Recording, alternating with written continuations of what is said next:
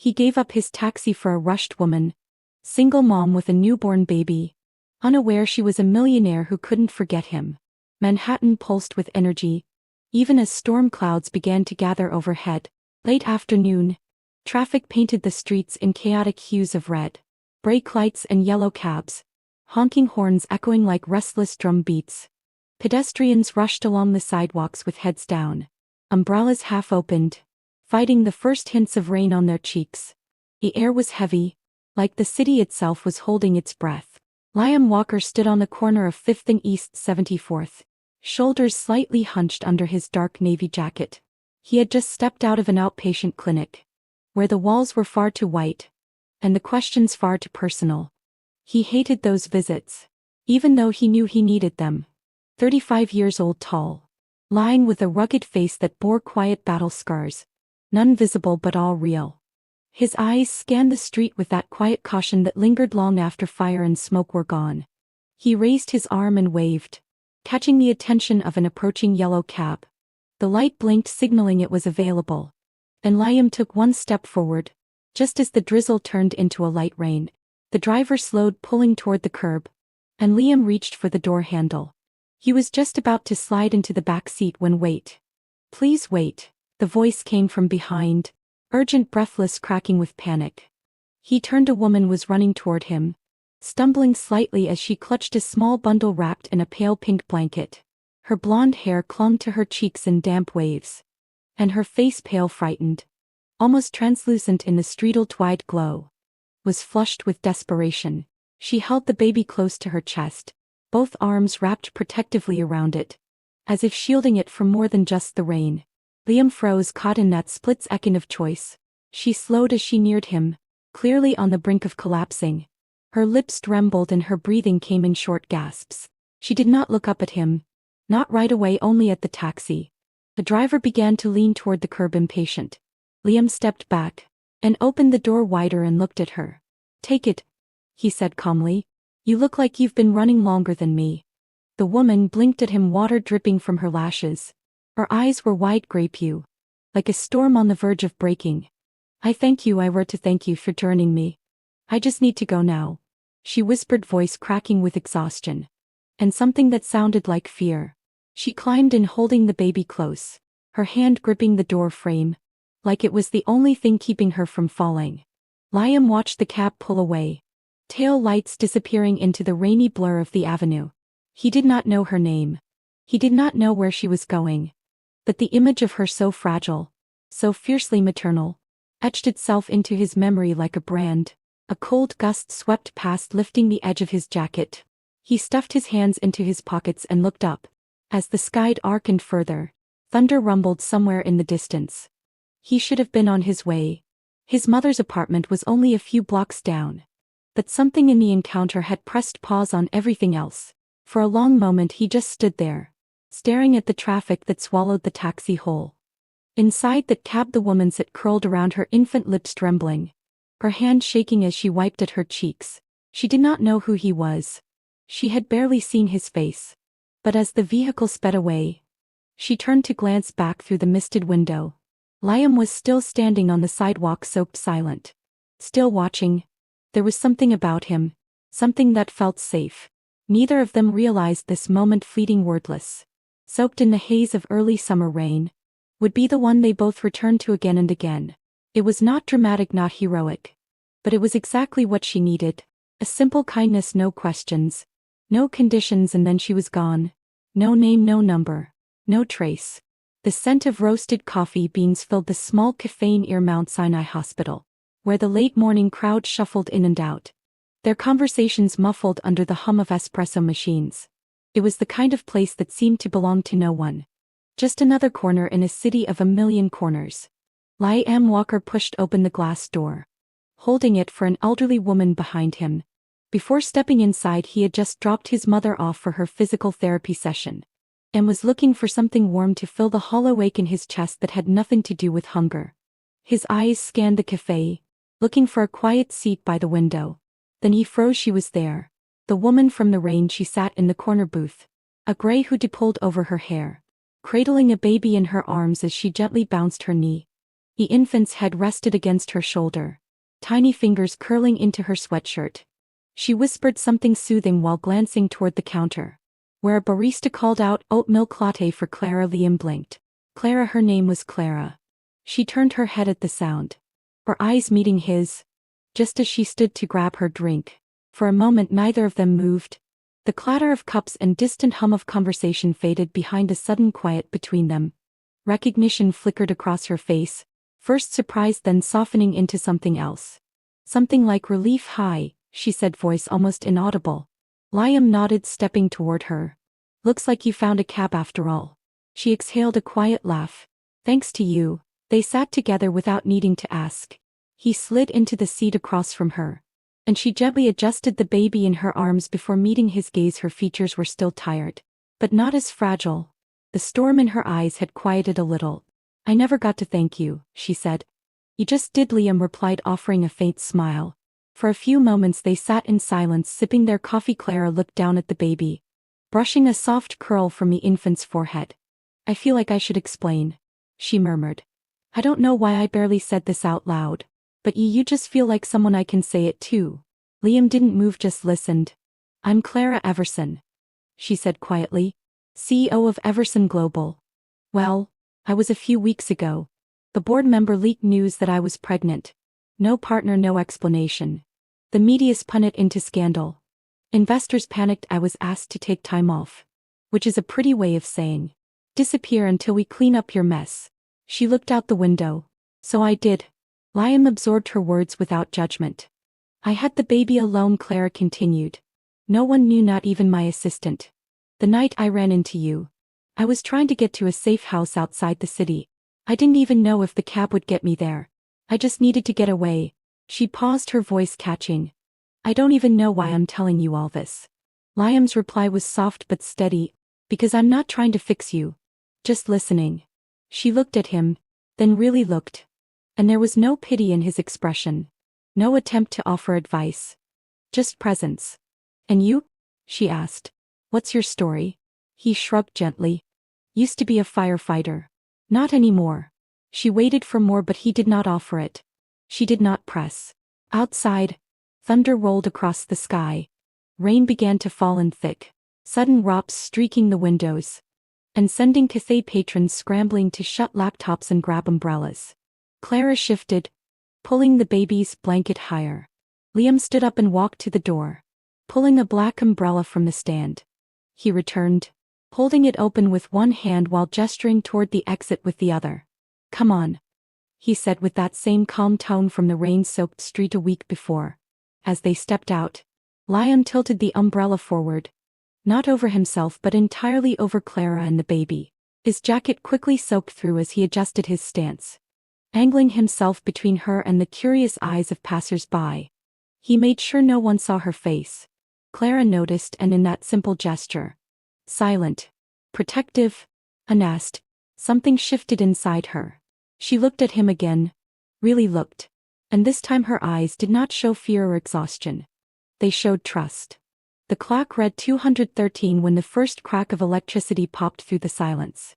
A faulty wire behind the kitchen wall, old, corroded, hidden deep in the bones of the rental, sparked once, then again before catching hold of a curtain's edge. Within minutes, smoke coiled upward like a serpent, hungry and silent. Clara slept on the second floor, curled protectively around Lily, her cheek resting against her daughter's tiny back. The baby stirred slightly in her sleep, unaware of the heat building beneath the floorboards. When the smoke reached their room, Clara coughed once, then woke abruptly, blinking through the haze.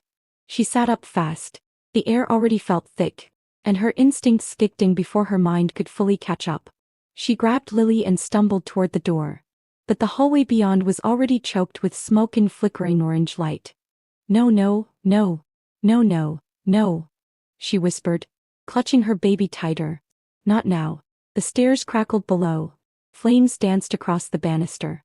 Clara backed into the bedroom, slammed the door shut, and rushed to the window. It refused to open. Her fingers fumbled at the lock, slick with sweat and panic. She screamed, "Help, help! Someone please! My baby!" Outside, neighbors were already gathering. Some were filming. Others called 911. But no one moved toward the house. Then a voice cut through the murmurs. Is anyone inside? Lee. He had been on his way back from a late shift at the driving school when he saw the smoke. He parked halfway on the curb and ran, ignoring the pain that bloomed in his chest. Now standing before the burning house, his breath caught in his throat. The front porch was engulfed. The windows glowed like eyes. The sound of Clara's voice, faint, cracking with terror, reached him from above. He froze. His heart began to pound, the rhythm stuttering into chaos. Smoke filled his nostrils. And suddenly he was no longer standing on this street. He was back in the past. Inside another burning house. Another night. Another scream. A teammate crying for help. The ceiling collapsing. Flames licking the side of his helmet and his hands. His damn hands shaking. Slipping. Failing. Liam clutched at the railing. His knuckles white. Not again, he murmured. Voice breaking. Please don't make me fail again. His legs didn't move. His mind screamed to run. But then he saw the shadow in the upstairs window. Clara holding the baby. Pounding on the glass. She looked down. Eyes meeting his. Wild with fear and pleading. Her lips moved but he could not hear the words. Still he understood. And he moved. Liam ran to a nearby garden hose. Drenched a heavy wool blanket. And flung it around his shoulders. Without hesitation, he barreled through the side entrance. Shoulder first into the smoke. Inside, everything roared. Wood groaned above him. Heat blistered against his arms. But he pushed forward, up the stairs, gripping the rail with one hand and shielding his mouth with the other. Clara, he shouted. A faint cry answered. He kicked open the bedroom door. Smoke poured out, stinging his eyes. Clara was crouched on the floor. Lily wrapped in her arms. Her face lit up when she saw him. Liam. He crossed the room in seconds. Yanked open the window. Then turned to them. Wrap her in your coat, he said hoarsely. Now Clara obeyed without question, bundling Lily close. Liam scooped the baby into one arm. Then lifted Clara with the other. She gasped but clung to him. I've got you, he said. Teeth gritted with both pressed tightly against him. Liam pushed back into the smoke. The flames roared louder now. The stairs beneath his feet shifted, brittle with heat. He did not stop. One step then another. Then the floor gave slightly. He lunged forward, crashing through the doorway. Just as the ceiling behind them collapsed, the world behind them vanished in a roar of fire. Outside, neighbors gasped. Someone screamed. The fire engine had just turned the corner. Lights flashing blue and red against the thick smoke. Liam emerged from the inferno. Smoke billowing off his back. Clothes singed, face blackened. Claret rumbled in his arms. Coughing, coughing, clutching Lily tightly to her chest. He lowered them to the grass before dropping to one knee. Breath heaving, firefighters rushed to them, taking over. One placed an oxygen mask over Liam's mouth. He shook it off. Eyes only on Clara and Lily. Clara looked up at him, eyes filled with tears. She tried to speak but no words came. He had saved them again. The steady beep of a heart monitor echoed softly through the dim hospital room. The antiseptic smell. The hum of fluorescent lights. The occasional squeak of the nurse's shoes in the hallway. Everything felt sterile and distant. Like a world apart from the one Clara had just escaped. Her eyelids fluttered open slowly. The first thing she felt was the ache in her arms. The memory of holding Lily too tight. She turned her head toward the crib by the window. The baby was there, fast asleep, wrapped in a fresh hospital blanket. Safe, breathing, whole. Relief swept over her in a single tearful exhale. Then she looked toward the door. Across the hallway. Through the open gap between two curtains. She saw him. Liam sat on the edge of a waiting room bench. Left hand wrapped in fresh gauze. The other resting limp in his lap. His jacket was gone. His clothes replaced by a simple white t-shirt and scrub pants. His face was streaked with soot and exhaustion. And his eyes stared at the floor, glassy and far away, as if trapped in something only he could see. Clara pushed herself upright, ignoring the nurse's quiet protest as she slipped out of bed and carefully padded across the cold tile floor. She stepped through the curtain and stopped in front of him. He looked up slowly. You saved us again. Liam gave a small nod. But his expression did not change. He looked back down at his hands. You weren't supposed to be there. But maybe I was. Something in his voice cracked. Not just fatigue but the weight of something deeper. A truth pressed between his ribs that he had carried too long. Clara didn't press. She just sat beside him on the bench. The silence between them thick but not uncomfortable. They sat that way for a while, side by side, not speaking. The hospital noise faded around them. The air was still. Then from down the hall came the sound of soft fussing. Lily. Clara moved to stand but Liam gently placed a hand on her arm. I've got her, he said quietly. Before she could respond he was already on his feet, walking toward the crib with a strange mix of caution and familiarity. He reached in with both arms and carefully lifted Lily, cradling her against his chest. Shh, he whispered, rocking her gently. You're okay. You're all right now. His voice was low, rough around the edges but tender.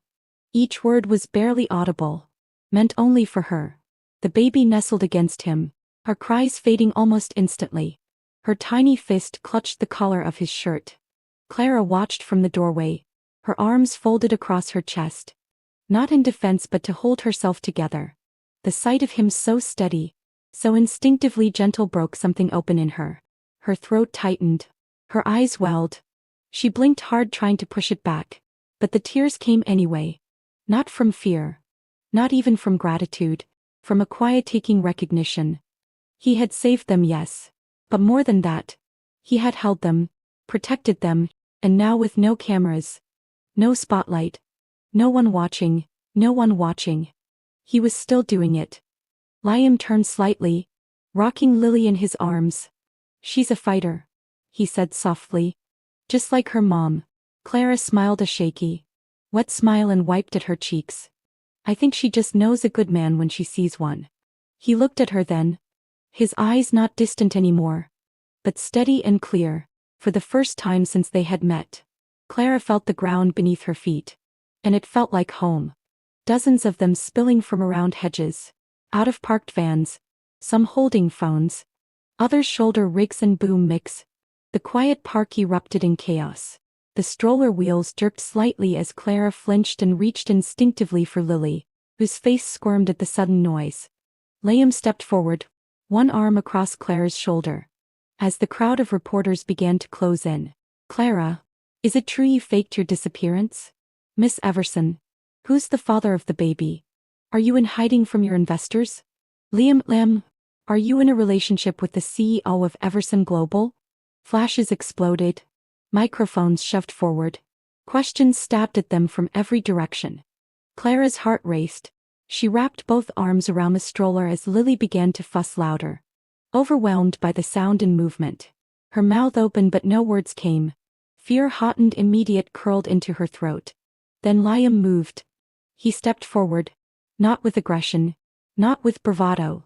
But with calm, unmistakable certainty. He gently lifted Lily from the stroller, cradling her against his chest.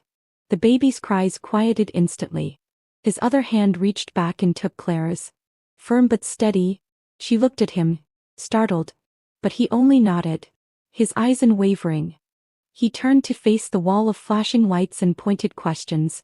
She's more than a headline, he said, voice steady and low, but clear enough for the crowd to fall silent. She's a mother. A damn good one. And she deserves peace. Click. Click. Flash. No one spoke for a moment. The sound of Lily's quiet whimpering filled the air. Liam didn't wait. He turned back toward Clara and began walking. One arm around the baby, the other still holding her hand. His strides were sure. And he didn't look back. He didn't bow his head. He didn't flinch. Clara followed, stunned but moving, her legs barely remembering how to walk on their own. They pushed through the crowd, parting the sea of questions and rumors. Like a silent force field, no one dared step in front of him. When they rounded the corner and ducked down a smaller path lined with trees, the noise faded behind them. Only the sound of their breath and the rustling of leaves remained. Clara's heart pounded in her ears. Liam stopped under a tree, adjusting Lily's blanket with one hand while gently swaying her. He looked down at the baby, then up at Clara, You all right? He asked. Clara did not answer right away. Her eyes studied his face. The lines of concern. The soot-stained memory still lingering in his eyes. The strength in the way he held Lily. Like she was something sacred. She could still hear the echoes of the reporters' voices. The way they clawed for a sound bite. A scandal. A scoop. But all she could feel was safe.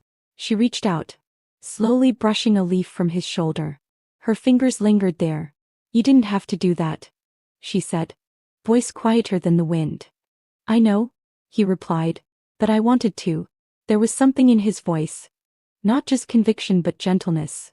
No agenda. No performance. Just truth. For a moment, they stood like that. Clara leaned slightly closer, the weight of exhaustion and gratitude pulling her toward him. Her gaze flicked to Lily, now fast asleep in his arms. You do realize, the entire city thinks we're together now, she said, half joking, half testing. Liam looked down at the baby, then back at her, one brow raised. They might be onto something, he said. Clara blinked. He wasn't teasing. Not exactly, but he wasn't pushing either. And for the first time in what felt like forever, she didn't want to run. She looked at him, truly looked. Then this time, her eyes didn't flash with fear or caution. They softened. Because in that moment, she didn't see a man from a headline, or a stranger who had helped her twice. She saw someone who stood in front of her. Not to shield her from the world but to walk through it beside her. And in her heart, something subtle shifted. She was not alone anymore. The days that followed unfolded gently, like pages of a story neither of them realized they were writing. There was no grand declaration. No sudden shift. Only the slow, quiet rhythm of being together. Sharing small things, letting moments fill the spaces once occupied by fear and doubt. Liam started coming by most evenings.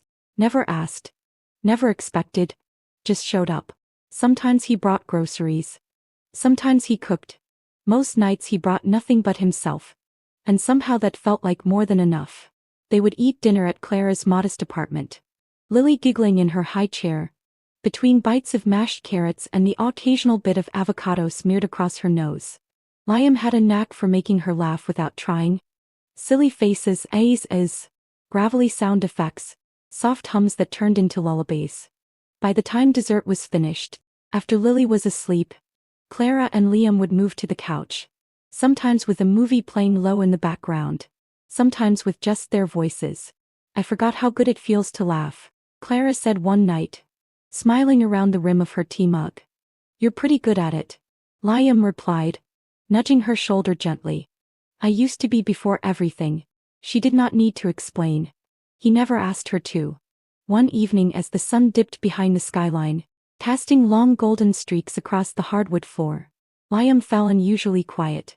Clara noticed the way his hands fidgeted with the seam of the couch cushion, the way his gaze kept drifting toward the dark window, as if searching for something far away. You okay? She asked softly. He hesitated. There was a fire years ago. A warehouse, my unit responded. We thought it was clear but it wasn't. 2 of my guys didn't make it. I was the last one out.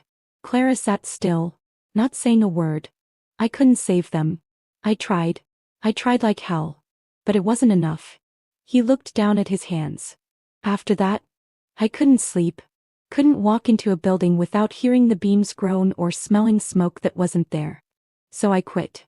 His voice was calm, but each word landed with weight, like stones skipping across a still lake. I told myself I was done.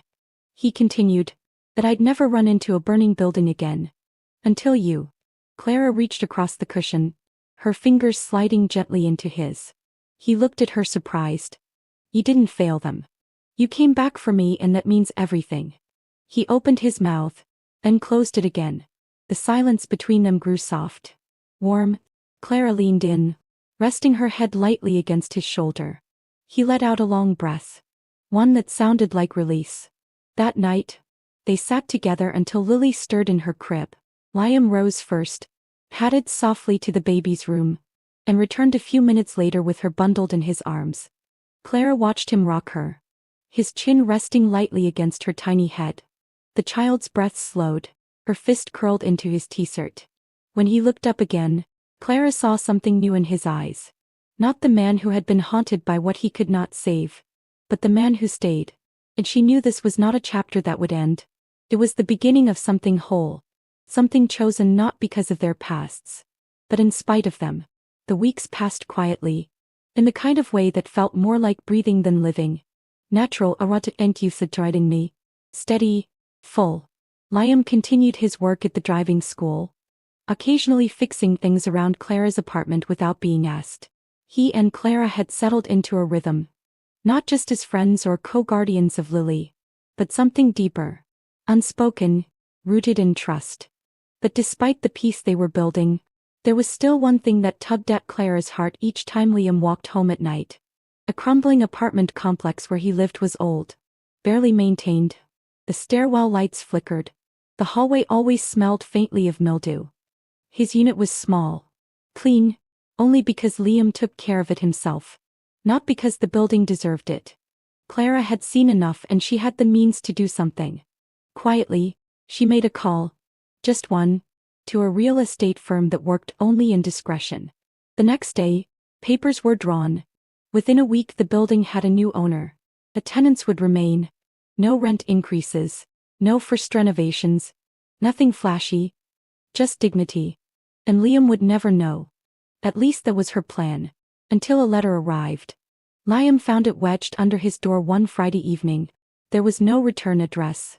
Only his name written neatly across the envelope. Inside a single sheet of thick cream paper held one line of typewritten text. No one who runs into fire for a stranger should ever worry about rent. See heist. He stood still for a long moment, the paper resting in his hands. He read it once. Twice, then sat on the edge of his bed, letting out a breath he had not realized he was holding. There was no signature, no logo, but he knew. He smiled. One of those rare small, almost secret smiles that started in the chest before it reached the lips.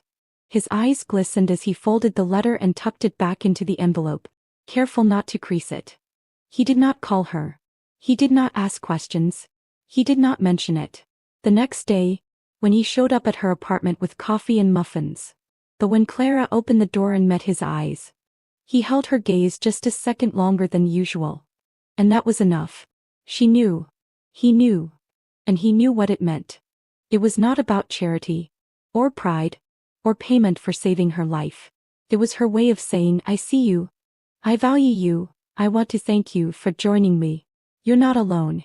It was love spoken not in words, but in action, and Liam understood that sometimes the greatest kindness came quietly, needing no spotlight, no acknowledgement, just to people choosing each other over and over again. The ballroom shimmered with warm, golden lights strung delicately across the ceiling, like constellations. People moved gracefully between round tables draped in white linens, laughter and soft music blending into a hum of celebration. The annual charity gala for the Everson Foundation was in full swing. An event dedicated to supporting displaced mothers and children, the cause that now lived in Clara's heart more than ever. Clara stood near the stage, dressed in an elegant deep blue gown, her blonde hair swept back in soft curls. She looked poised, radiant, and entirely present, but her eyes kept drifting across the room until they landed on him. Liam stood near the back in a simple suit, holding Lily in his arms. The baby clutched his tie in one tiny fist, babbling nonsense while he whispered something that made her giggle. He looked slightly uncomfortable among the tuxedos and champagne flutes, but only because he never craved attention. He caught Clara's eye and gave her a nod. She smiled, heart skipping. Later, when the speeches were finished and the room had settled into quiet anticipation, Clara stepped up to the podium. The spotlight hit her gently. There's someone I want to thank, she began, voice calm but rich with meaning. Not just for tonight, or for helping me build this foundation, but for saving my life in more ways than one. She looked directly at Liam as murmurs rippled through the crowd. Sometimes the greatest changes in our lives begin with the smallest decisions. A ride, a risk, a rescue, and sometimes the most extraordinary people walk right into our lives. Not to fix us but to walk with us, no matter what we've been through. She paused, then reached under the podium and pulled out a small velvet-covered box. Liam, Would you come up here? There was silence as Liam hesitated, then moved slowly toward the stage. Lily still nestled in his arm. When he reached her, Clara handed him the box. He opened it. Inside was a single silver key. The small photo of the three of them, Liam, Clara, and Lily on the couch laughing. And a note in Clara's handwriting. You gave me a ride to safety. Now let me drive you home. Liam looked at the photo, then the key. I want to thank you for joining me. Then at Clara. His voice, when it came, was low and certain. Only if you'll be there every night. Clara's eyes brimmed with tears, a smile breaking wide across her face. Always, always, she whispered. The room erupted in applause. But to Liam and Clara, the world had narrowed to just the two of them, and the tiny heartbeat between them that made everything else make sense. As Liam held Lily close and reached for Clara's hand, the lights dimmed slightly, the music swelled, and for the first time in a long time, they weren't escaping anything. They were going home together. Sometimes the most powerful stories begin not with a grand gesture but with a quiet moment of kindness. A man offering his only taxi, a woman finding safety in a stranger's arms, and a baby whose presence brought two broken hearts together. Liam and Clara didn't fall in love at first sight. They chose love again and again, through fire, fear, and quiet courage, because real love does not rescue. It stands beside you in silence, in storms, and in healing. If this story touched your heart, we invite you to subscribe to Soul-Stirring Stories, where every week we bring you tales that heal, inspire, and remind you that even in a chaotic world, love always finds a way. Soul-Stirring Stories, where every story touches the soul. Click subscribe and turn on notifications to never miss the next beautiful journey.